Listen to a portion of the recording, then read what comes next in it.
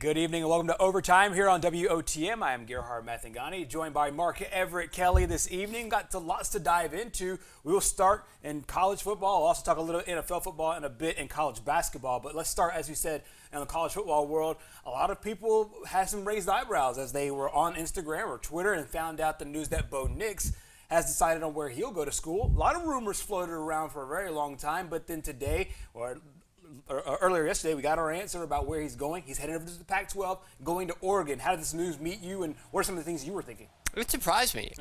Early on, the big rumors were he was going to Ole Miss. Right. And how well he's played against Ole Miss in his career was the reason why. And they had wanted him. It made it seem like they were 98% right that he was going to Ole Miss. And all of a sudden, we get Oregon. And also, UCF was another place that he was rumored to be because of Gus Malzahn being there, and him doing well under Malzahn liking him. But I think that going to Oregon to me, is a surprise. I would have thought he wanted to stay in the SEC. People had thought there's a big reason why he wants to go to Ole Miss because he wants to get some revenge against Auburn, because Auburn's fans weren't really that fair to him.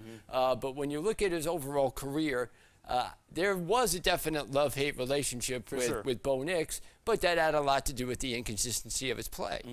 Exactly. So he goes over to Oregon.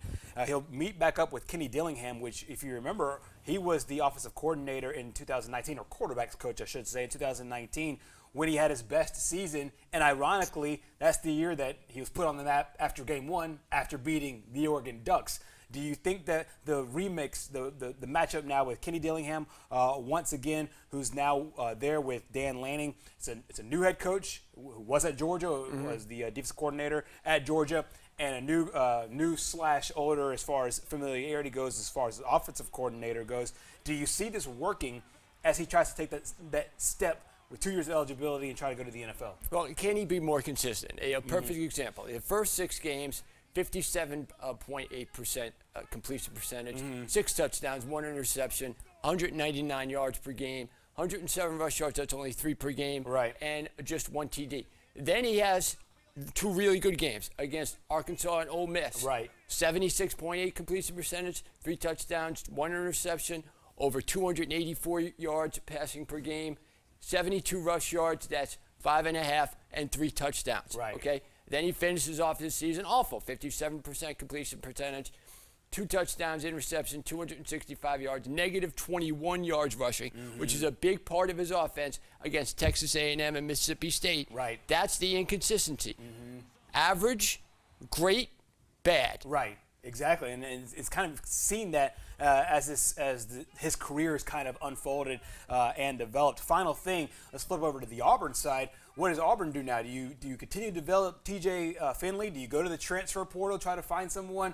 If you're in Auburn's shoes right now, what do you think is the best course of action? If they can wait to see who else is going to be coming aboard the transfer portal, because it seems like every day there's a new guy.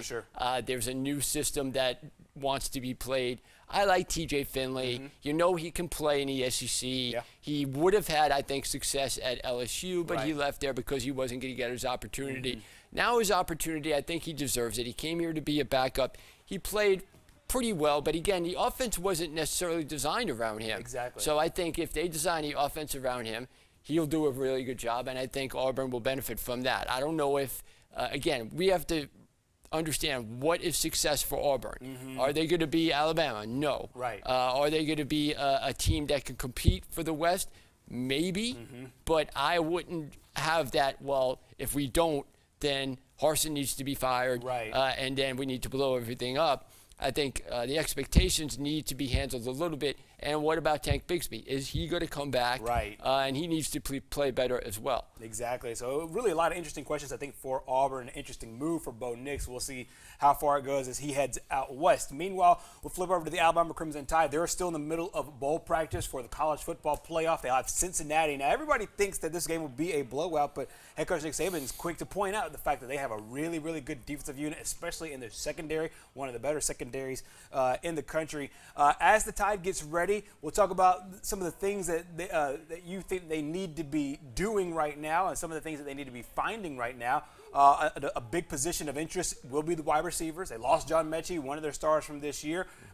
Defensively, can they refocus after several of their players got a lot of love in the awards part of the year, including a guy like Will Anderson? What are some of your things that you're looking out for the Tide as they continue this march right before the college football playoff on New Year's Eve? Who's going to step up and be that guaranteed second guy who can put pressure on the defense? Obviously, Metchie had over 1,000 yards for the season.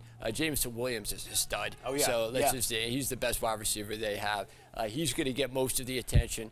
But Slade Bolden is a guy I thought had a lot of promise, never really stepped up to where he got noticed. He's a guy that maybe on third down might find himself open. Billingsley, another guy that has all the talent in the world. And I know he drives Saban crazy because he's so inconsistent.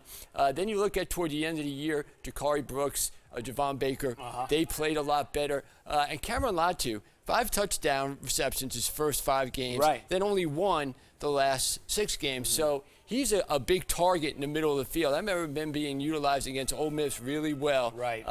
He's another guy that can really open up the field, especially in the middle. Those are the guys I think need to step up for Metchie, who's not going to be playing, obviously, and was such a big part of their offense. Exactly. Huge part of their offense, and head coach Nick Saban met with the media today. He does this periodically throughout bowl practice and talked about that wide receiver group and looking to get production with the absence of John Metchie. You know, I think the guys are stepping up and doing a good job. You know, Javon Baker's done a good job. Trayshawn Holden has done a good job. Jai Hall is, you know, making some good plays. You know, I think those guys, you know, look forward to the opportunity that they have, and they're doing the best they can to get prepared to try to be able to, you know, help the team every way that they can. You know, Jakari has, you know, been playing well for us, so, you know, he's also, you know, a guy that's continues to improve. So there's head coach Nick Saban on that Crimson Tide unit. We'll hear a lot more from him as we get closer to game day. It will be interesting to find out who steps up on New Year's Eve in that big game against Cincinnati. We'll keep right here on Overtime. We're talking college basketball coming up next. It's a big week for both the Crimson Tide and the Auburn Tigers. We'll talk about it next.